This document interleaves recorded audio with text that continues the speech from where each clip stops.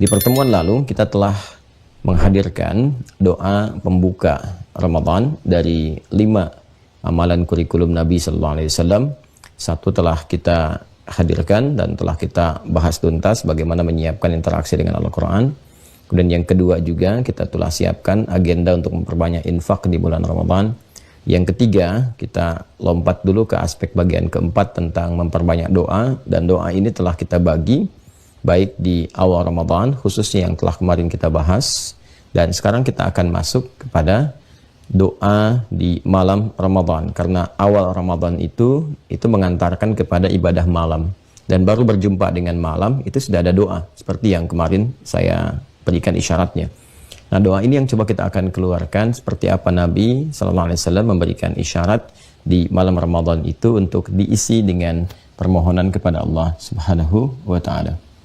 Saya ingin berikan pengingat dulu teman-teman sekalian pada dasar keistimewaan Ramadan yang pernah kita juga uraikan di pertemuan sebelumnya, dan saya berharap teman-teman bisa mereview, melihat kembali yang baru bergabung di video yang lalu tentang bagaimana Nabi Sallallahu Alaihi Wasallam memberikan kabar gembira kepada kita tentang keistimewaan siang dan malam Ramadan. Bila kita tuliskan di sini ada malam, ada siang, dan peta amalnya secara umum telah juga saya terangkan pada Anda semua bahwa di malam kita temukan qiyam, di siang kita temukan siyam. Ya. Qiyam dan siyam. Dan ini seperti telah kami uraikan, ini amalan satu paket di bulan Ramadan. Jadi baik amalannya siang yang diminta kita di siang ini untuk menunaikan siyam, apa yang kita kenal dengan puasa, dari mulai terbit fajar sampai dengan datangnya maghrib. Kemudian ada amalan malamnya yang juga menyempurnakan paket puasa itu. Jadi malam kita tunaikan, siang kita tunaikan, dengan itu paket Ramadan menjadi sempurna, ya, kita isi. Jadi ingat baik-baik bahwa Ramadan itu satu paket, ada ibadah siangnya, ada ibadah malamnya. Benar, titik tekan penunaiannya itu siang, penunaian siyamnya, penunaian puasanya. Kutiba alaikumus siyam. Tapi untuk mendukung siang itu ditunaikan ibadah siyam dengan berkualitas, bisa bagus, bisa baik, itu juga tergantung pada ibadah malamnya. Ya, jadi kalau ibadah malamnya bagus, ini akan mendukung kepada penunaian siyam di siang harinya.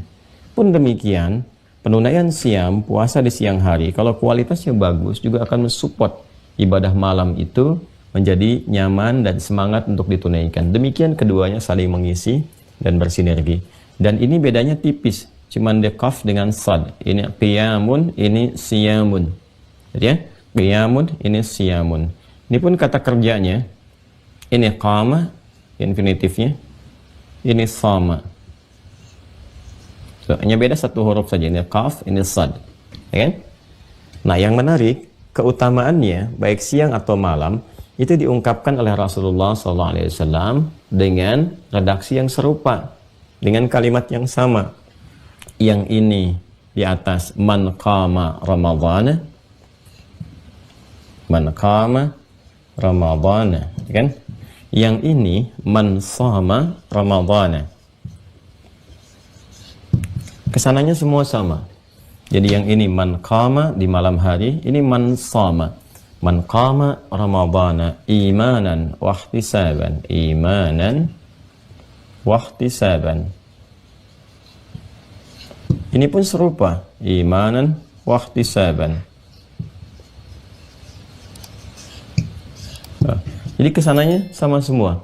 Ini man qama ramadhana imanan wahtisaban, ini man shama ramadhana imanan wahtisaban. Dan puncaknya sama, anugerahnya serupa. Ghufira lahu ma taqaddama min dhanbi. Ghufira lahu ma taqaddama min dhanbi. Ini bonusnya nih. Serupa. Ghufira lahu ma taqaddama min dhanbi. Siapapun, kalau sudah disebutkan man, ini menunjuk kepada bentuk personal, tapi maknanya tidak terbatas kepada siapapun. Seperti yang pernah saya uraikan, siapapun, laki-laki, perempuan, besar, kecil, tua, muda, sepanjang memenuhi syarat dan ketentuan penunaian ibadah siam. Seperti yang pernah kita ulas, baik syaratnya, syarat wajibkah, syarat sahkah, atau syarat wajib dan sah secara bersamaan, ya, sepanjang memenuhi ketentuannya. Dia mampu menunaikan qiyam. Nah ini dia, qiyam. Kalau sudah disebutkan qama, qiyam, berarti amalannya malam. Ya kan? Di sini man shoma, siapapun ya yang mampu memenuhi ketentuan aturan untuk menunaikan ibadah siam. Man shoma, siapa yang mampu menunaikan siam. Ini kalau siam berarti ibadahnya siang hari. Ramadhan, tapi ini khusus di bulan Ramadan. Qiyam juga malam bisa qiyam. Tadi malam ada yang qiyam, ada yang tahajud, kan? Besok terbuka peluang kalau diberikan kehidupan dan seterusnya, bisa. Tapi ini spesifik, kalimatnya langsung diikat dengan ini kata kuncinya. Waktunya spesifik Ramadan, bukan waktu yang lain. Jadi malamnya malam Ramadan, siangnya siang Ramadan, selama Ramadan. Kan? Dia mampu menunaikan ibadah qiyam. Nah ini dia, kita akan garis bawahi ini ya. Karena awal menuju puasa itu kan kalau sudah dipastikan terlihat hilalnya, diketahui awal Ramadannya, dan itu terjadi pada saat apa? Maghrib kan? Nah kalau maghrib berarti pengantar kepada malam, kepada lail ini. Ya, jadi awal Ramadannya, awal Ramadan yang kemarin kita bahas itu, tibanya itu saat maghrib, diketahui, kan? Yang mengantarkan kepada malam ke sini. Jadi otomatis amalan pertama kita yang akan ditunaikan pertama kali saat masuk Ramadan itu amalan malam. Ini amalan qiyam, bukan yang siam. Siamnya esoknya, kan? Nah, jadi pertama akan kita hadapi adalah amalan ini, amalan qiyam. Nah, di malam pertama Ramadan. Nah, ini langsung dibuka peluang oleh Allah Subhanahu wa taala melalui keterangan dan penjelasan Rasulullah SAW. Siapapun yang mampu menunaikan qiyam ini di bulan Ramadan, imanan, dengan dasar imannya. Kemarin telah kita ulas ya. Waktu kita memohon doa yang pertama itu. Maksud kalimat iman itu apa? Kan? Dari mulai motivasi untuk beramal soleh, ada keikhlasan di dalamnya. Wahtisaban. Nah, ini kata kunci yang kedua. Jadi yang pertama, ini ditunaikan dengan penuh keimanan, iman, kan? Semua ditujukan hanya untuk Allah Subhanahu wa taala. Unsur ikhlas kemarin yang telah saya sampaikan. Dan wahtisaban, dan ini ada unsur yang kedua, kesungguhan, serius, dan memiliki sifat korektif, introspeksi, disertai dengan sikap introspeksi. Ya, ihtasaba, yahtasibu, gitu kan? Jadi ada hasaba, yuhasibu. Kalau hasaba, yuhasibu itu penekanannya lebih kepada introspeksinya, gitu kan? Kalau ihtasaba, yahtasibu itu penekanannya perpaduan pada tiga bagian ini. Jadi dikuatkan lagi. Sudah disebutkan di awalnya kata iman, diingatkan lagi dengan kata ihtisab dalam bentuk kata bendanya, keterangan, karakter sifatnya. Ini perpaduan dari tiga bagian. Ikhlas, tunaikannya serius, disertai dengan introspeksi diri, ya kan? Nah, jadi teman-teman sekalian, ini yang kita tunaikan di malam harinya. Siang juga sama ini redaksinya, imanan wa ihtisaban. Apa yang didapatkan peluangnya? Kita simpan yang siang dulu, kita kembali ke sini dulu. Ini peluangnya. Ghufira lahu ma taqaddama min dhanbi. Ghufira lahu. Berpeluang diampuni untuknya. Dan penggunaannya, ini menggunakan bentuk fi'il madhi, past tense, infinitif, kata kerja asal, verb. Biasanya, kalau ada satu jaminan diberikan karena pekerjaan tertentu, misal ada pekerjaan dilakukan, kan? Kemudian dari hasil pekerjaan ini ada jaminan yang mau diberikan. Itu kalau ungkapan jaminannya digambarkan atau disampaikan dengan bentuk kata kerja asal, ini fi'il madhi, maka ini berfungsi juga sebagai taukid, penguat. Ya, penguat. Artinya, apa yang ingin dijaminkan, disampaikan, itu bukan main-main. Itu serius, gitu ya. Sangat serius. Saking seriusnya, katanya diungkapkan dalam bentuk penguat. Ya, memiliki nilai taukid di dalamnya. Yang berkekuatan luar biasa. Apalagi yang menyampaikannya Nabi SAW. Ya, yang disebut Al-Amin, yang tidak tidak ada celak dalam perilaku, dalam sifatnya, terjaga dalam kemuliaan dan seterusnya. Ghufira lahu ma taqaddama min dhanbi. Berpeluang besar ya dia itu, kata Nabi SAW, orang yang menunaikan ibadah ini diampuni nah ini dia, taqaddama min dhanbi, segala. Kalau sudah ma itu teman-teman sekalian, ma itu tidak dibatasi sepanjang nggak ada batasannya. Jadi sifatnya komprehensif, luas. Ya, ma fi hadhil qa'ah lil jam'iyah. Semua yang ada di ruangan ini itu miliknya yayasan. Maka nggak ada dibatasi, semuanya tanpa kecuali. Mau buku, mau kursi, mau papan tulis, mau macam-macam, semua tanpa kecuali. Itu mak namanya. Jelas ya? Nah, jadi kalau menunjuk kepada yang berakal atau bernyawa pada umumnya menggunakan man, kan? Kalau menunjuk kepada sifat, keadaan, ya tempat, benda dan sebagainya itu ma, tanpa batas sifatnya.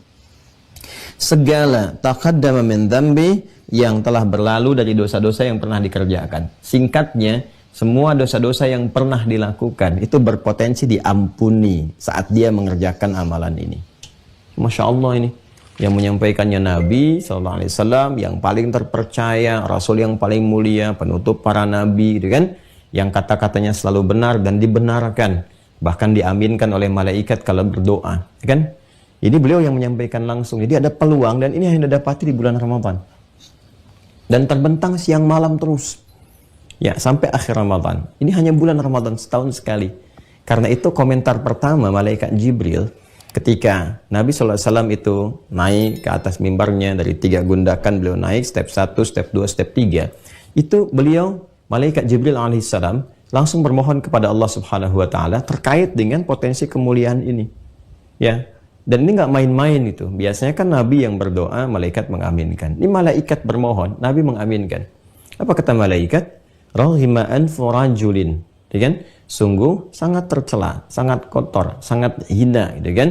Man adraka Ramadhana, siapapun yang sampai mendapati Ramadan, falam yughfar lahu, tapi tidak mendapati peluang diampuni di dalamnya. Itu terhina, kata malaikat Jibril itu.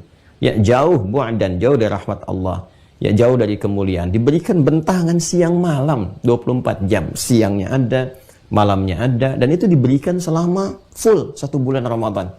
Dan dia nggak mau taubat juga, dan nggak dapat ampunan Allah. Itu keterlaluan, kata malaikat. Rahiman furajul. Itu keterlaluan. Kenapa? Karena bentangannya panjang, teman-teman sekalian. Malamnya terbentang, siangnya terbentang. Lalu apa kata Nabi? Kata Nabi, amin, kabulkan ya Allah. Nah, ini nggak main-main ya. Karena itu kita mesti serius nih. Betul-betul serius. Saya sering katakan betapa banyak orang-orang yang sesuai dengan ajalnya, dia kembali kepada Allah tanpa mendapati Ramadan.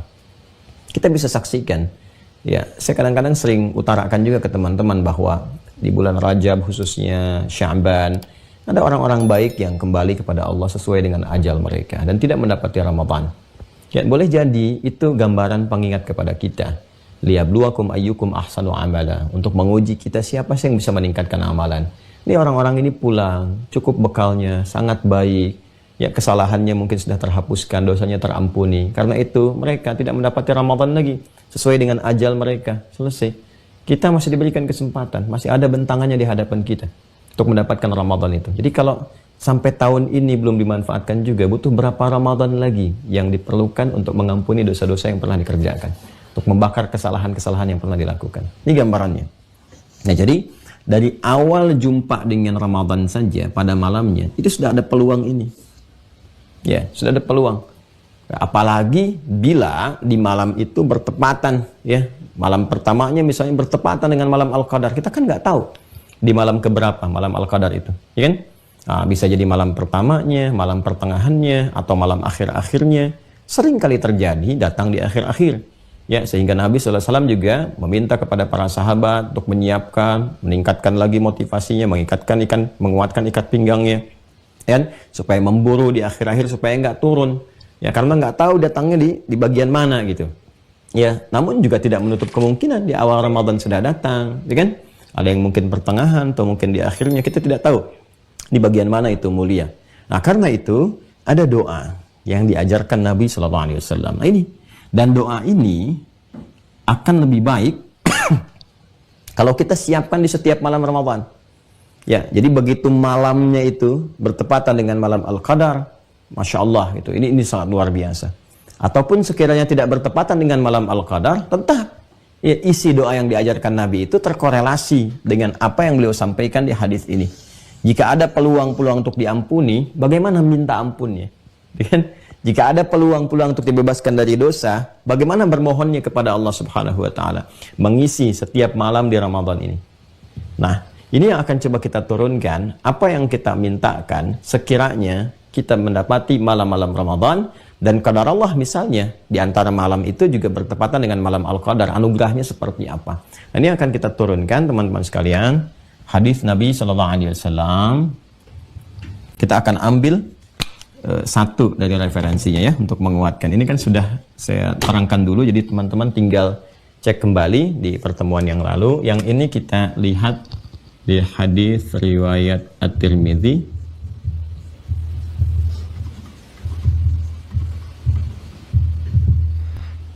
nomor hadisnya 3513. Nanti kita cek ya, kita pastikan. Kita cek di kitabnya. Fi rawinya insyaallah kita hafal. Rawinya Sayyidah Aisyah radhiyallahu taala anha. Sayyidah Aisyah radhiyallahu taala anha. Baik, ini tentang doa malam Ramadan. Malam Ramadan yang diharapkan juga sekiranya kita bisa mendapati malam Al-Qadar, Lailatul Qadar. Ya. Jadi ini doanya kita panjatkan di setiap malam Ramadan. Ya, di sela-sela kita untuk bermuhasabah, menunaikan ibadah qiyam, kan? Kemudian kita berharap mudah-mudahan bertepatan juga itu semua dengan malam Al-Qadar. Kalau sudah malam kan dimulainya ba'da Isya, jadi bentangannya panjang sampai ke menjelang fajar. Ya, kita lihat doanya. Hafal sebetulnya kita semua, tapi kalau kita runtut ke kitabnya, kita lihat kemudian kita telaah, insya Allah itu akan lebih terasa perbedaannya dalam jiwa kita. Ini Sunan At-Tirmidzi ya. Bismillah. Nomor hadis 3513 3513 634 kalau nggak salah namanya. 3513. Sebentar teman-teman ya. 34 kanan kalau nggak salah. Nah, ini dia nih. 648 nih, 3513 ini ya. Nomor hadis 3513. Hafalkan ya, dihafalkan sekarang karena ini pendek sekali. Pendek isinya. Bismillahirrahmanirrahim. Qala al-Imam At-Tirmidzi, haddatsana Qutaibah bin Sa'id, haddatsana Ja'far bin Sulaiman Ad-Dubai an Kahmas ibn al-Hasan an Abdullah ibn Buraidah an Aisyah radhiyallahu ta'ala anha qalat qultu ya Rasulullah ara'aita in 'alimtu ayyu lailatin lailatul qadri ma aqulu fiha qala sallallahu alaihi wasallam quli Allahumma innaka 'afuwwun karim tuhibbul 'afwa fa'fu anni. Jelas ya? Nanti ada dua redaksi di sini. Ada Allahumma innaka 'afuwwun, ada Allahumma innaka 'afuwwun karim. Tuhibbul 'afwa fa'fu anni. Ini yang redaksi yang lengkapnya, yang 'afuwwun karim. Baik, hadisnya disampaikan oleh Sayyidah Aisyah. Ini sudah saya tadi tuliskan, ya kan? Satu kali beliau bertanya pada Rasulullah SAW. Qultu, beliau berkata, ya Rasulullah, wahai Rasulullah Sallallahu Alaihi Wasallam. Perhatikan teman-teman sekalian ya, kalau kita mengaji hadis itu interaksi semua sahabat-sahabat Nabi. Kalau sahabat ini umum ya, umum sifatnya siapapun yang hidup semasa dengan Rasulullah SAW, melihat, berinteraksi dengan Nabi Sallallahu Alaihi Wasallam dan beriman kepada Rasulullah SAW sampai wafat, itu sahabat. Seperti yang pernah saya uraikan dulu ya, itu sahabat. Jadi sahabat itu bisa jadi istrinya Nabi SAW, keponakannya Nabi SAW, pamannya Nabi SAW, atau teman-teman berkehidupan Nabi SAW. Abbas bin Abdul Muttalib radhiyallahu ta'ala anhu, itu pamannya Nabi SAW. Ya kan? Ibnu Abbas jelas juga ya, kemenakan Nabi SAW. Kemudian siapa lagi? Ya Ali bin Abi Thalib. Kemudian siapa lagi? Ya istri-istri Nabi. Nah, Yang ingin saya garis bawahi adalah setiap berinteraksi dengan Rasulullah Sallallahu Alaihi Wasallam, interaksi yang dibangun kalimat-kalimatnya selalu menggunakan kata ya Rasulullah, ya Rasulullah. Ya, jika terkait dengan pendapat-pendapat yang ingin dimintakan ya dari petunjuk-petunjuk yang dibawa oleh Nabi Sallallahu Alaihi Wasallam dari hadis-hadis beliau, itu selalu kalimatnya menggunakan kata ya Rasulullah, ya Rasulullah. Ini memberi kesan kepada kita bahwa awas, hati-hati ya. Walaupun orang terdekat Nabi, di keluarga Nabi, tapi hal yang ingin ditanamkan kepada kita semua adalah peran penting, ya, itu disadari oleh keluarga besar Nabi, bahwa peran penting Nabi itu diutus sebagai Rasul, ya, sebagai pembimbing, sebagai pencerah, ya kan, pembawa pedoman-pedoman kemuliaan. Karena itu ditempatkan oleh keluarga pun, ya, bukan sekedar misalnya suami bagi istrinya, ayah bagi anak-anak, itu kan kakek bagi cucu, ya, atau kerabat dan sebagainya. Tapi memang ditempatkannya sesuai dengan porsinya, pembimbing umat, Rasul, ya. Nah, ini yang penting kita garis bawahi, bahwa seorang istri Nabi pun ketika berinteraksi dengan Rasulullah, kalimatnya itu Rasulnya yang ditekankan, ingin memberikan kesan kepada kita bahwa dengan statusnya sebagai Rasul inilah yang menjelaskan kepada kita segala hal yang Allah inginkan, segala yang telah Allah tetapkan. Ini gambarannya. Jadi doa ini pun disampaikan ya dari Sayyidah Aisyah, dari Nabi sallallahu alaihi wasallam kepada kita. Ini bukan doa perhatian sebagai seorang suami kepada istri, ya, tapi lebih kepada seorang Rasul, dia kepada umatnya. Ya, jadi kalau sudah disebutkan kalimat Rasul, Sayyidah Aisyah ini kan cerdas, jenius orangnya. Ya, di antara perempuan jenius itu kan yang cepat menangkap sesuatu, cepat menghafal, dan sangat cerdas memahami sesuatu untuk disampaikan. Di antara kejeniusan beliau ingin memberikan kesan bahwa doa ini bukan hanya berlaku bagi saya gitu, tapi bagi semua umat Rasulullah SAW. Karena itu kalimatnya digunakan ya Rasulullah. Jelas ya? Baik. Mari kita lihat. Qultu ya Rasulullah, aku berkata, ya Rasulullah, wahai Rasulullah SAW, ara'aita in alimtu ayyu lailatin lailatul qadri? Bagaimana pendapat engkau, kan? Jika aku mengetahui, ya misalnya ada tanda-tanda, kan Nabi pernah mengajarkan sebelumnya, bahwa suasana malam-malam di antara malam-malam ini terlihat berbeda. Ya, bisa jadi di antara sekian perbedaan itu, yang lebih menenangkan, lebih mendamaikan, kan? Lebih memberikan getaran kepada jiwa untuk beramal. Nah, itulah malam Al-Qadar. Nanti begitu kita sampai ke pembahasan, kita uraikan. Nah, kata beliau, kalau aku mendapati suasana malam seperti yang digambarkan itu, ya menuju malam Al-Qadar, ma'akulu fiha. Apa yang aku katakan? Doa apa yang aku mohonkan kepada Allah Subhanahu wa Ta'ala sekiranya dalam malam-malam aku ibadah itu, ya aku dapati di antara sekian malamnya itu malam Al-Qadar. Wah, Masya Allah, menarik ya. Maka apa yang Nabi ajarkan? Qala, beliau bersabda, quli, katakanlah, mohonlah, mintalah, berdoalah. Allahumma innaka afuwun karim, tuhibbul afwa fa'fu anni. Allahumma innaka afuwun karim, tuhibbul afwa fa'fu anni. Ini doanya ya. Bismillah, saya tuliskan dulu. Allahumma innaka afuwun karim, tuhibbul afwa fa'fu anni. Itu kan? Allahumma innaka afuwun karim, tuhibbul afwa fa'fu anni. Ya? Ini doanya teman-teman. Nanti di redaksi lain kan ini hadisnya ada juga yang diriwayatkan oleh Al-Imam Ahmad, ya kan? Rahimahullah ta'ala. Di Sunan Abu Daud juga ada, di Ibnu Majah juga ada. Nanti ada redaksinya, kalau di sini ma'akulu fiha, ya. Apa yang aku mintakan, apa yang aku mohonkan. Redaksi yang lain alimni, ya kan? Ajarkan, dan kepadaku ya Rasulullah, apa yang aku mohonkan, mohon ajarkan kepadaku, apa yang aku mohonkan kepada Allah Subhanahu wa ta'ala. Nanti ada redaksi yang sampai sini, Allahumma innaka afuwun tuhibbul afwa fa'fu anni, Ada redaksi yang lengkap sampai ke sini. Allahumma innaka afuwwun karim, tuhibbul afwa fa'fu anni. Nah, ini saya tampilkan yang utuh gitu kan. Nah, supaya nanti lebih banyak kalimatnya, lebih luas cakupannya. Ya. Ini gambarannya, ini doanya. Nah, ulama kita, ini Masya Allah, ya, sangat tajam sekali dalam menganalisis, lantas melihat, menyimpulkan. Kita kan nggak tahu, ya kan? Di titik mana malam-malam Ramadan itu bertepatan bersamaan dengan malam Al-Qadar.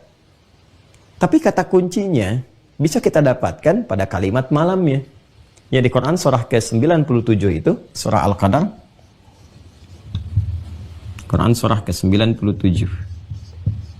Allah berfirman, "Inna anzalnahu fi lailatul qadar." Ya. Wa ma adraka ma lailatul qadar. Ini kalimatnya menggunakan kata lailah. Ya, kata lailah ini waktunya ya lail. Kalau kita ingin menunjukkan kepada bentuk waktunya, al-lail. Ini malam. Malam bahasa Arabnya lail. Ya, lail jamaknya layali. Itu turunannya bisa jadi disebutkan lela, lili, layali, lail, itu malam. Jika ada yang istimewa di malam itu, maka tambahkan ta di ujungnya, menunjukkan pada sifat tertentu di malamnya. Jadi dari kata lail menjadi lailah. Saat Allah berfirman, "Inna anzalnahu fi lailatil qadar." Ini memberikan kesan bahwa di malam itu bukan hanya malam-malam seperti malam biasa, menunjuk kepada waktu berganti, siang selesai, malam tiba. Tapi ada yang istimewa di malam itu. Nah, keistimewaan yang dimaksudkan hadirnya di waktu apa? Di waktu malam. Sedangkan malamnya kita tidak ketahui. Malam yang keberapa? Kita hanya bisa merasakan dari giatnya kita beramal, tingginya sinyal iman kita dapatkan di situ situasi-situasi yang bisa membaca suasana malamnya. Ini kayaknya beda ya, malam ini lebih menenangkan, lebih baik, lebih enak, lebih tentram dan sebagainya. Potensinya ada. Hanya karena kita nggak tahu malam keberapa itu, maka ulama kita Masya Allah ya tajam, cerdas dalam menganalisis. Sudah setiap malamnya buru itu. Ya, setiap malamnya kita bacakan doa yang diajarkan Nabi ini lewat Sayyidah Aisyah. Ya, dan di setiap malam kalau kita bacakan setiap malam, maka kita tidak akan luput mendapatinya. Ya kan? Kalau ada 30 malam misalnya, kita bacakan di setiap malamnya, salah satu malamnya pasti dapat kan? Ya kan? Nah, tapi kalau kita tunggu sampai merasa tentram, boleh jadi benar, boleh jadi luput. Nah, karena itu diajarkanlah kemudian kepada kita doa ini dibacakan dan dikaitkan dengan hadis ini sebagai penguat. Nah, ini tajam nih analisisnya Masya Allah, ya kan?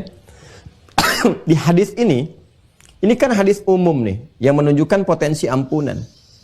Sedangkan ini spesifik permintaannya, permohonan ampunan. Ya, ini spesifik permohonannya. Jadi kalau kita gabungkan antara hadis itu dengan yang ini, kita bisa katakan, ini gambaran umumnya yang memberikan jaminan di setiap ibadah malam, ada potensi diampuni. Lalu kalau kita katakan, saya ingin mohon ampunan, ya, di sela ibadah malam itu ingin minta, gimana teknisnya? Ini detailnya. Ya, Allahumma, saya sudah sampaikan kata Allahumma di pertemuan yang lalu. Kalau sudah Allahumma, maka unsur-unsur yang saya terangkan di pertemuan lalu, unsur kerendah hatian, ketulusan, kesungguhan dan penuh harap itu dihadirkan di sini. Ya Allah, innaka, ini ada tasydidnya, innaka. Nah, sungguh engkau. Kalau sudah pakai inna itu menunjukkan taukid. Kalau sudah dalam doa kita hadirkan kata ka, itu mendekatkan rahmat Allah kepada kita. Ya, menghadirkan keadaan kita lebih dekat dengan Allah Subhanahu wa taala. Seakan-akan kita merasa diawasi, dilihat langsung di hadapan Allah Subhanahu wa taala kita bermohon. Ya, menghadirkan keadaan doa kita, ya, mendekatkan, merasakan keadaan Allah lebih dekat dari apa yang kita gambarkan. Dan tidak bisa kita bayangkan, kita ilustrasikan. Kita hanya bisa merasakan keadaan itu. Jelas ya? Laisa kamitslihi syai'. Lihat sini. Allahumma innaka. Ya Allah, sungguh engkau. Ya, kalau sudah pakai inna, ini penguat. Harus menghadirkan keyakinan paripurna. Nah, ini yang pertama. Selain kita merendah dan memohon dengan penuh harap, Ini menghadirkan keyakinan yang paripurna.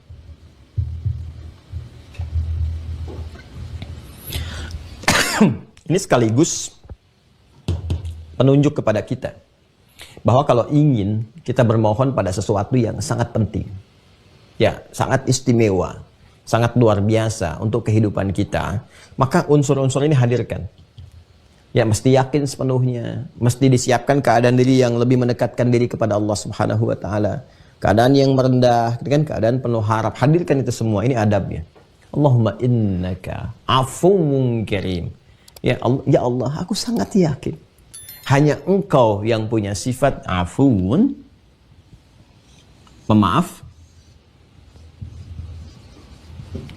yang berpotensi memaafkan dan menghapuskan seluruh kesalahan.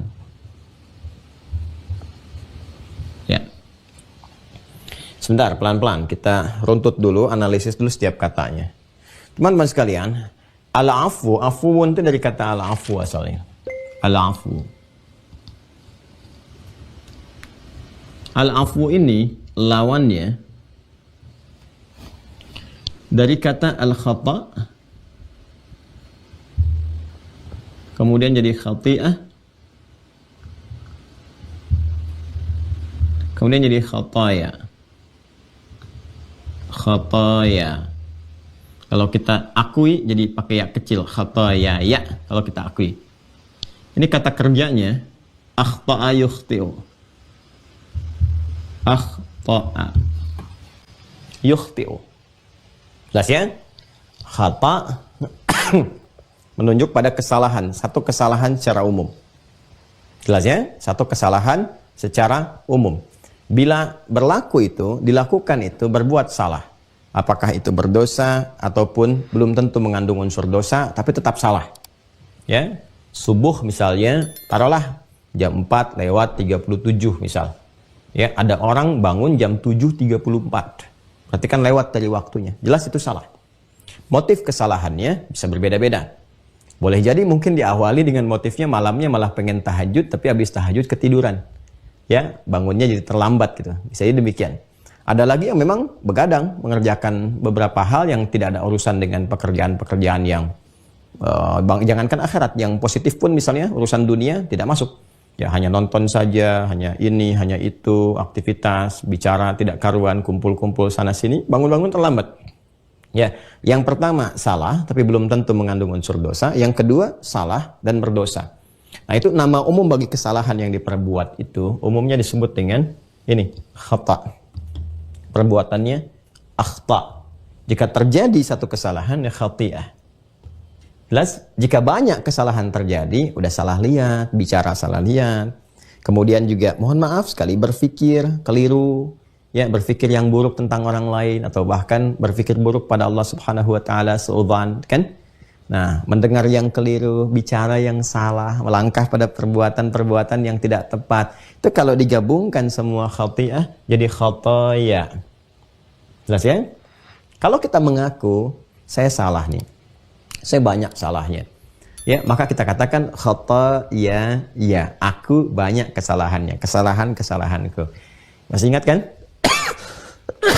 Dalam hadis iftitah itu ada satu di antara yang diajarkan Nabi sallallahu alaihi wasallam dari 9 itu kan ada satu yang diajarkan melalui jalurnya sahabat Abu Hurairah radhiyallahu taala anhu ketika Nabi salat kemudian diam sejenak, setelah itu ditanya pasca salat, apa yang kau baca Rasulullah ketika engkau diam sejenak? Itu kan sakata hunaidatan. Apa kata Nabi? Saya membaca Allahumma ba'id baini wa baina khataaya ya kama ba'adta bainal masyriqi wal maghrib. Ya Allah, aku mengakui. Nah, ini diajarkan kepada kita, ya. Jadi diajarkannya kepada kita. Kalau Nabi kan maksum. Makanya tadi penting saya tekankan, agak panjang saya terangkan. Kenapa kalimatnya selalu ya Rasulullah untuk memberikan kesan bahwa apa yang diturunkan kepada Rasulullah, diajarkan kepada kita, itu kepentingannya kepentingan kita.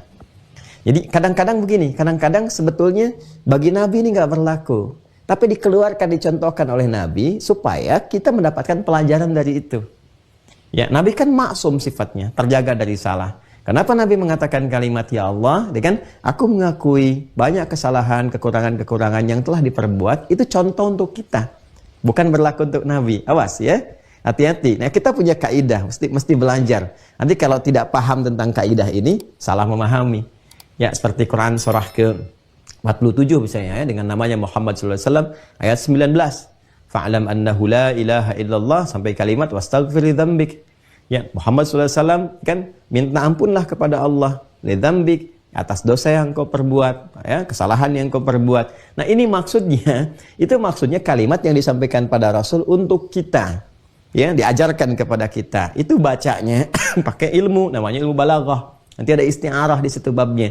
Meminjam satu kata, dilekatkan sebagai contoh, ditujukan untuk yang lain. Nah, itu ada babnya. Karena Quran itu tinggi. Ya, sastranya tinggi sekali, nilai yang terkandung di dalamnya. Nilainya sangat tinggi sehingga bisa dibaca itu, dipahami dengan ilmunya. Ini yang menjadikan di surat Yusuf di pembukanya, Allah menyampaikan, kenapa Quran diturunkan pakai bahasa Arab? Di antaranya la'allakum ta'qilun, supaya kamu pintar. Ya, karena turunan gramatikal yang paling lengkap itu nanti terkait dengan bahasa Arab dari segi kebahasaan. Ya, nanti ada bacaannya ini, ilmunya ini, terapannya ini, maknanya ini. Itu maksudnya. Jelas ya? Nah, jadi kalau kita akui kita punya banyak salah, maka di ujungnya kita katakan khataya. Ya.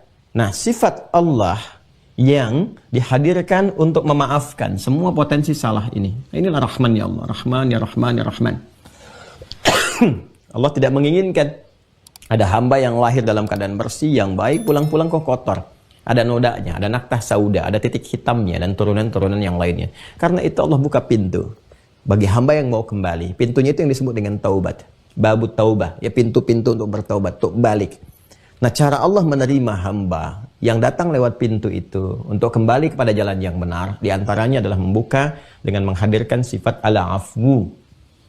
Al-afwu itu sifat yang berpotensi memaafkan kesalahan-kesalahan yang telah diperbuat oleh hamba. Jadi kalau hamba misalnya berbuat kesalahan, ya, saya salah, saya akui, saya katakan akhta'tu. Ya, kita salah, kami salah, kita katakan akhta'na.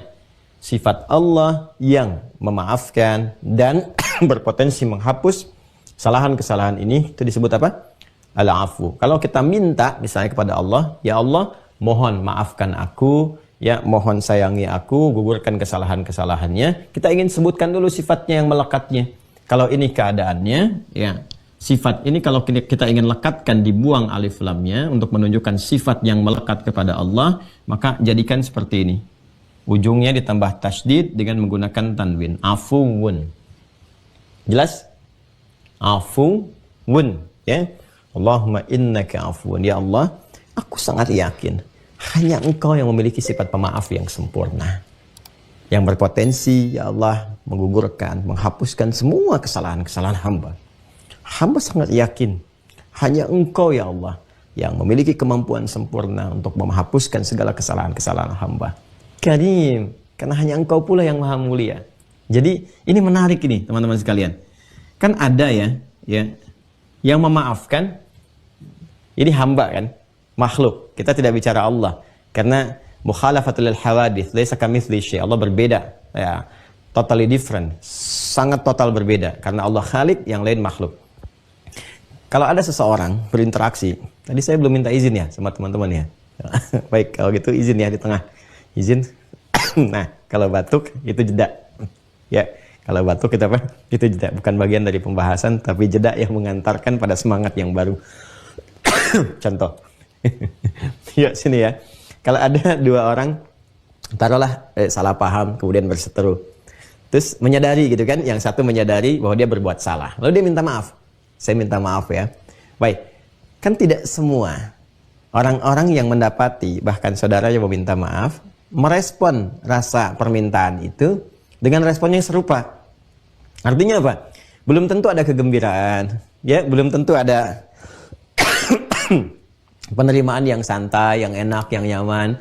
Ada yang langsung memahami dengan tersenyum mengatakan, sudahlah, ya, itu nggak usah diingat-ingat, saya maafin dari kemarin juga, gitu kan, nunggu aja, kamu kok belum datang-datang. Ada yang begitu, ya. Ada yang bicara juga yang lain, oh baru nyadar ya, gitu kan, oh baru minta maaf sekarang, kemarin kemana aja? Ya, memaafkan tapi caranya ya tidak dengan cara yang menghadirkan kemuliaan. Memaafkan tidak dengan cara yang menghadirkan penghormatan. Sehingga dengan pemaafan itu ada ketenangan, ada ketentraman, ada kenyamanan. Biasanya yang kedua itu kan terjadi antara bawahan dengan atasan. Ya kan? Bawahan salah, yang bawah pegawai, apalagi pegawai-pegawai di bawah misalnya keliru, salah, ya, bawa minuman ke direkturnya, ke atasnya, tiba-tiba pleset, jatuh, pecah, atau tumpah minumannya, ya kan? Coba bayangkan kalau mengenai bagian pimpinannya, bagian tubuhnya, bajunya, dan sebagainya. Lalu, ya taruhlah misalnya pegawainya meminta maaf. Maaf Pak, tidak sengaja. Wah, kira-kira bagaimana respon atasannya? Ya, respon pimpinannya. Apa? Tidak sengaja? Kamu nggak punya mata? Padahal tahu ya, ngelihat bapak aja kan karena punya mata Pak. Gitu. Ya, dan sebagainya. Tapi ini keluar ini kan? Ini kebayang ya gambarannya seperti apa? Nah ini teman-teman sekalian. Nah kadang-kadang ya udah besok jangan begini lagi ya. Baik Pak, ya karena besok kamu sudah nggak ada di kantor ini lagi. Bisa kamu selesai. Kamu hanya salah, hanya boleh sekali kerja dengan saya. Artinya kalau udah sekali salah, udah nggak kerja lagi. Kadang-kadang ada begitu. Nah, ini memaafkan, tapi dengan cara yang tidak mulia. Memaafkan dengan cara yang merendahkan dan sebagainya. Nah, ini gambaran dari kehidupan. Allah tidak begitu. Ya, Allah tidak begitu. Allah punya sifat-sifat yang sangat luar biasa. Walaupun hambanya luar biasa juga berbuat kesalahan, berbuat dosa, diakumulasikan, kerjain ini, kerjain itu, dan sebagainya. Tapi selalu diberi kesempatan sampai ujung akhir kehidupannya. Sampai nyawa di kerongkongannya. Ya, makanya sering saya ilustrasikan, Fir'aun itu, se-Fir'aun-Fir'aunnya dengan hobi-hobi ekstrim yang sangat tidak biasa, ya, dan sangat, ya, kalau sekarang itu kejahatan yang sangat luar biasa ya, extraordinary crime gitu kan. Ini hobinya bunuh orang, ngaku Tuhan dan sebagainya. Itu tetap diberi kesempatan sesuai keadilan Allah, rahmannya, kemuliaan Allah. Itu masih dikirimkan 2 nabi, Musa dan Harun itu, untuk mengingatkan ia supaya bersikap yang baik, menata kembali kekuasaan dengan cara yang benar dan sebagainya. Itu pun diminta secara lembut. Itulah Allah. Ya.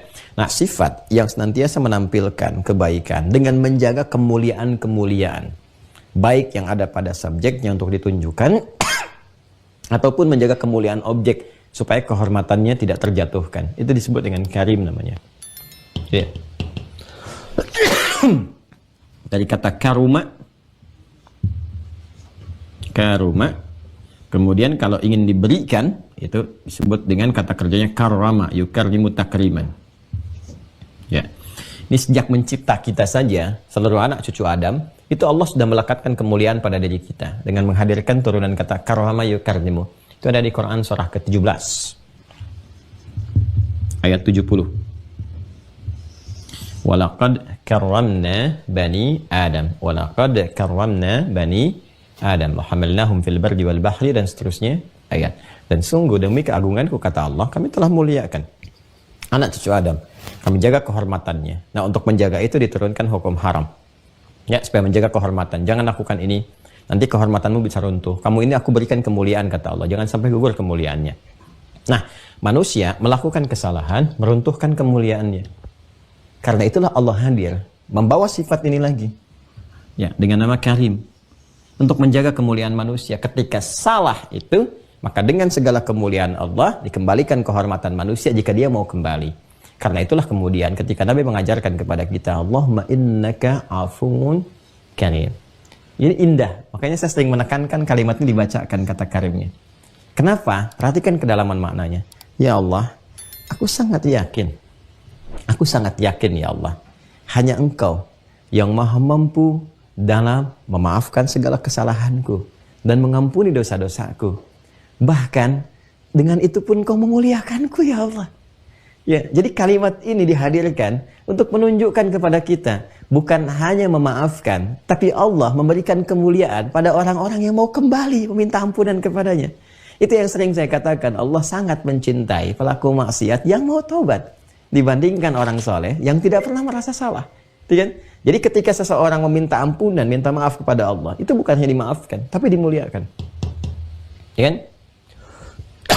Tuhibbul afwa, dan Engkau mencintai. Ya, Engkau mencintai hamba-hamba yang meminta maaf kepadamu. Kau mencintai segala hal yang terkait dengan sikap-sikap pemaafan. Ya, fa'fu anni, dengan cintamu itulah ya Allah, mohon maafkan aku. Ampuni aku. Ya kan? sayangi aku, hapuskan kesalahanku. Masya Allah. Ini saya kasih ilustrasi sederhana ya. Walaysa kamitslihi syai', dan gak ada yang serupa dengan Allah Subhanahu wa taala lebih daripada ini. Anda datang pada ibu Anda setelah Anda berbuat salah. Lalu Anda katakan kepada ibu, "Ma, gak ada di dunia ini yang paling sayang kepada Anda dari semua hamba-hamba Allah kecuali Mama." Ya, Mama yang melahirkan, menyayangi, merawat, memberikan kasih sayang. Dan saat Anda dari kecil pun berbuat salah, selalu mau memaafkan. Karena Anda yakin Mama yang paling sayang dengan Anda. Mama yang paling memuliakan. Sekarang Anda menyadari, Anda berbuat salah. Yang dengan salah itu kehormatan Mama juga terganggu. Keluarga juga demikian. Tapi Anda yakin, Mama itu dari dulu pun sampai sekarang gak pernah lepas dalam menyayangi anaknya. Anda minta maaf, Ma. Anda bisa kebayang gak bagaimana respon orang tua? Ya, demi Allah saya katakan, mungkin sebelum kalimat itu pelukannya lebih dulu datang. Ya kan? Sebelum kalimat, air matanya lebih dulu mengalir. Kenapa? Karena Allah tanamkan rahmat dalam ibu itu yang menetap dalam satu tempat disebut dengan rahim.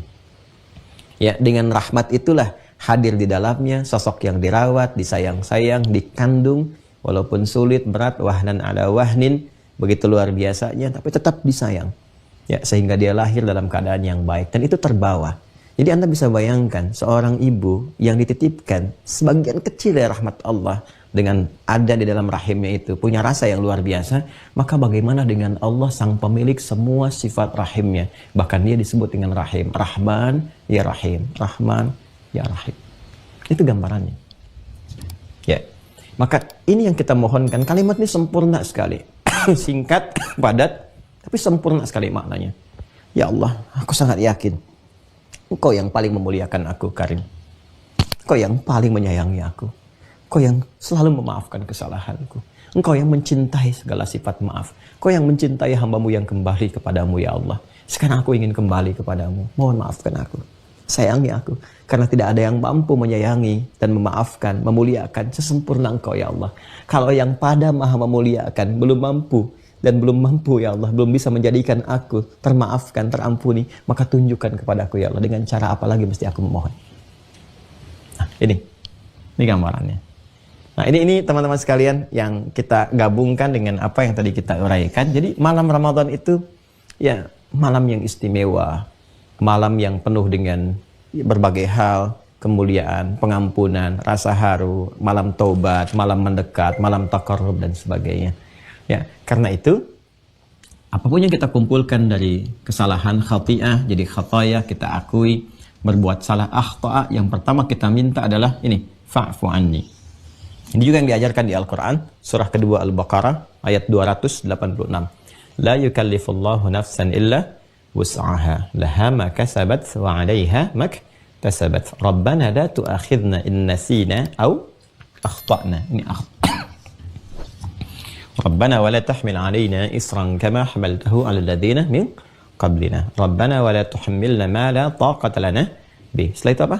Wa'fu anna. Nih. Jadi khata pasangannya ke sini. Nah, nanti wafir lana, ghafir, ghaffar, ghafur pasangannya dengan dzambun, dzunubun ma'adzulmi. Warhamna, rahim pasangannya dengan israf. Ya, ada taqnatu min rahmatillah, kan? Ya, ini gambarannya. Fa'fu anni itu untuk pribadi, fa'fu anna itu untuk bersama, berjamaah. Jadi kalau misalnya di imam, ya taruhlah misalnya ayah atau ibu ingin minta untuk keluarganya, ini pakai fa'fu anna. Allahumma innaka afuwun karim, tuhibbul afwa fa'fu anna. Tinggal ganti i jadi a. Fa'fu anna, gini. Naknya panjang, anna, ya. Jelas ya? Paham ya? Nah, ini dibacakannya itu bisa di sela-sela jeda antara ini salat malam qiyam. Ini yang paling pokok nih yang harus kita lihat. Ya, hadisnya kan menerangkan ghufira lahu ma taqaddama min dzambi man qama ramadhana imanan wa ihtisaban. Siapa yang menunaikan ibadah qiyam di malam Ramadan. Ini kan? Lalu dia memohon di sela-sela ini dia mohon ampunan. Karena ini kan pasangannya ampunan, berpotensi diampuni. Artinya harus dimintakan dulu kan? Dimohonkan dulu. Dengan dikerjakan pun ada peluang. Tapi ketika dimintakan lebih kuat peluangnya. Kapan dimohonkan? Di sela-sela rakaat. Perpindahan. Kita ambil yang standar misalnya 2, ya, kemudian kedua lagi, terus kedua lagi, demikian sampai witir. Ya, sampai witir. Nah, di sela-sela salam, Assalamualaikum warahmatullahi, Assalamualaikum warahmatullahi, sebelum tunaikan lagi ke atas, ya, jangan buru-buru. Duduk sebentar dulu. Ya, apa yang dikerjakan dalam duduk itu? Baca doa ini. Allahumma innaka afuwun tuhibbul afwa fa'fu anni. Allahumma innaka afuwun karim tuhibbul afwa fa'fu anna, dan seterusnya. Mintanya pun tadi karena ada Allahumma, jadi dengan sepenuh harap, dengan ketenangan, kenyamanan, dengan perasaan yang tenang, bukan buru-buru. Nah, keadaan duduk yang santai, yang tenang, sehingga memberikan pengaruh kepada roh. Rohnya merasakan nyaman, enak, tentram. Itu bahasa Arabnya disebut dengan tarwihah. Tarwihatun. Oh, ini penting sekali ya, tarwihah. Rawaha yurawihu tarwihah. Rawaha itu seakar dengan kata roh. Ya, keadaan yang tenang, nyaman, tentram, dan memberikan kedamaian kepada jiwa, kepada roh. Nah, kalau dijamakkan, berkali-kali kita lakukan. Jadi, sekali jeda, kita berdoa, dan rasakan pengaruhnya kepada jiwa, sehingga merasakan ketenangan, kenyamanan, rahmat Allah ditanamkan pada jiwa kita, merasakan ada pemaafan, ya, sehingga dengan rasa itu semakin semangat pada rakaat berikutnya, semakin enak salat ditunaikan. Sekali itu tarwihah namanya. Kalau kita kerjakan lagi sampai ditutup dengan witir, bentuknya jamak, maka jamak dari tarwihah disebut dengan tarawih. Tarawih.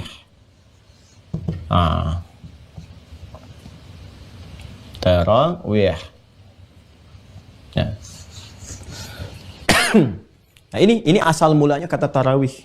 Disinilah kemudian qiyam, karena qiyam itu lekat dengan sholat, ibadah malam, maka para ulama mempopulerkannya sifatnya. Kalau qiyamnya sudah umum, ya sholat, qiyam. Tapi sifat ini yang ingin ditekankan. Kenapa ditekankan oleh para ulama tarawihnya? Untuk memberikan kesan. Ya, kalau sholat, jangan buru-buru, yang tenang, yang nyaman, supaya ada getaran kepada jiwanya. Nanti di sela-sela itu duduk dulu. Minta kepada Allah, minta ampunan, minta pemaafan, supaya ada pengaruh kepada jiwa, ada perbaikan. Jadi sebelum sholat, dengan setelah sholat, ada perubahan. Ya, ibadah itu kan ada goalnya. Ya, jangan sampai nanti sebelum dengan setelah yang sama-sama begitu. Terus pengaruh ibadahnya apa? Pada kehidupan, pada perbuatan. Normalnya orang ibadah itu setelah ibadah ada perubahan. Anda sebelum ngaji dengan setelah ngaji, pasti ada perbedaan.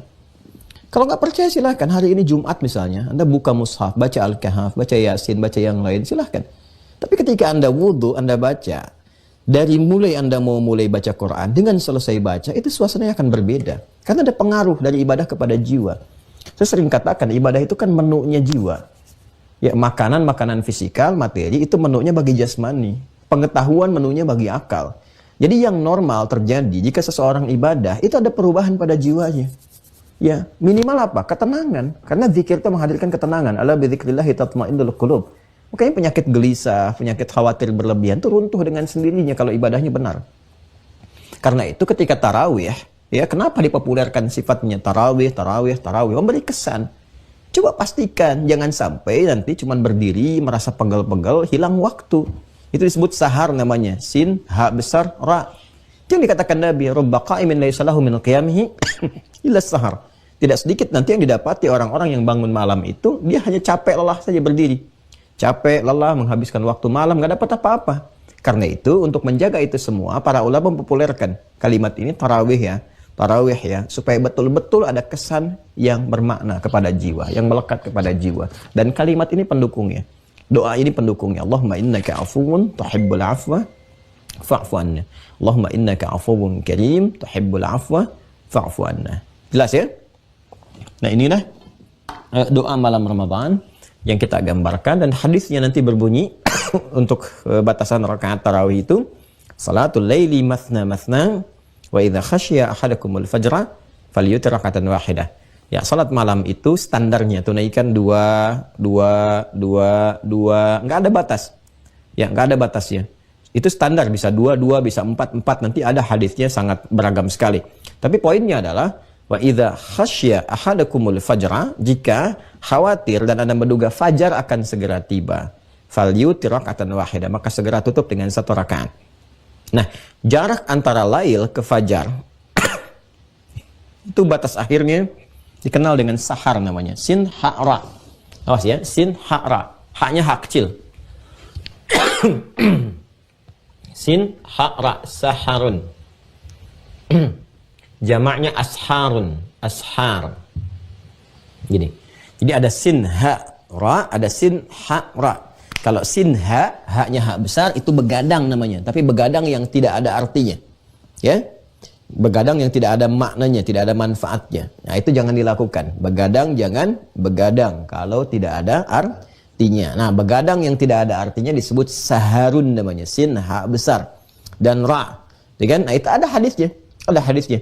Ya. Rubba qa'imin laisa lahu min qiyamihi illa sahar. Atau bima makna atau kama qala Rasulullah sallallahu alaihi wasallam. Akan ditemukan orang yang bangun malam, ya, dia kerjakan, dia mengira dia tarawih, ternyata bukan tarawih. Dia hanya berdiri saja, buang-buang waktu, kan? Kemudian lelah saja dan sebagainya. Maka mesti hati-hati di situ. Nah, ini sedangkan yang dikerjakan tadi sampai hak kecil, saharun. Nah, di sahar ini ada amalan lagi. Ada amalan lagi. Jadi ini berurut semua tuh, paket tuh, penting sekali paket. Anda bayangkan. Jadi baru masuk Ramadan ada doanya yang kemarin, Allahumma ahillahu alaina dan seterusnya. Kemudian ketemu amal ada doanya. Nanti selesai amalan ini, ketemu waktu sahar, ada amalan lagi. Dan amal itu pun, itu ada doa juga di dalamnya. Jadi kalau terkena kita terkecoh pada amalannya saja, ya, maksud terkecoh itu yang saya katakan gini, dibawa oleh setan supaya fokus kepada amalan fisikal, yang memang amalan fisikal ini bermanfaat. Nabi katakan, ya, tapi saking difokuskan ke situ, lupa dengan satu amalan lagi, yang ini juga tidak kalah penting, dan hanya ada di waktu sahar. Ya, jadi kalau kita hilang sahar waktu itu, tidak mengerjakannya, itu nunggu besok lagi. Kalau hidup. Kalau hidup. Artinya kalau nggak dapat, ya nggak dapat. Nyampainya ya ke subuh. Nanti subuh ada amalan lagi. Udah puasa itu. Ya, kalau sudah fajar, subuh puasa ya sampai maghrib nanti. Ada lagi, doa lagi mengiringi. Nah, ini khusus amalan sahar. Nah, ini mau kita bagi. Apa amalan yang dimaksudkan di waktu sahar dan doanya apa? Nah, itu besok. Itu besok nanti kita uraikan. Ya, jadi kita cukupkan dulu untuk hari ini, teman-teman. Mohon ya, sangat bermohon. Memang sekarang belum terasa sepenuhnya. Tapi nanti kalau sudah semakin mendekat, kita akan merasa butuh dengan apa yang kita bahas sekarang. Ya, karena itu saya berharap intisari dari pembahasan keluarkan. Sekarang dapat doa ini, pahami dulu. Kalau sudah paham, sudah mengerti, sudah bisa merasakan, latihan malam. Jangan tunggu Ramadan, malam latihan. Ini boleh dibaca malam-malam. Ya, Bapak Ibu bangun malam, baca, mintakan, mohon kepada Allah. Latihan supaya mendapatkan feel-nya, dapat rasa khusyuknya, enaknya. Nah, kalau sudah berlatih, sudah enak, sudah hafal, nanti Ramadan tuh tinggal jalan aja. Ya, tinggal dilakukan. Masya Allah enak nih kalau berlatih sekarang. Baik ya, saya kira itu yang disampaikan di pertemuan kali ini, teman-teman sekalian. Insya Allah kita sambungkan besok. Allahumma taqabbal minna innaka antas sami'ul alim wa tub 'alaina innaka antat tawwabur rahim. Allahumma rabbana atina fid dunya hasanah wa fil akhirati hasanah wa qina adzabannar. Allahumma innaka 'afuwwun karim tuhibbul 'afwa fa'fu 'anna ya arhamar rahimin. Allahumma innaka 'afuwwun karim tuhibbul 'afwa fa'fu 'anna ya arhamar rahimin. Allahumma innaka 'afuwwun karim tuhibbul 'afwa fa'fu 'anna ya arhamar rahimin. Alhiqna ma'al ladzina an'amta 'alaihim minan nabiyyina was-siddiqina wasyuhada'i was-salihin wa hasuna ulaika rafiqa. Rabbana atina fid dunya hasanah wa fil akhirati hasanah wa qina adzabannar. Wa sallallahu ala sayyidina Muhammad wa ala alihi wa sahbihi ajma'in wa akhiru da'wana subhanakallahumma wa bihamdika nashhadu an la ilaha illa anta nastaghfiruka wa natubu ilaik. Walhamdulillahi rabbil alamin. Wassalamu alaikum warahmatullahi wabarakatuh.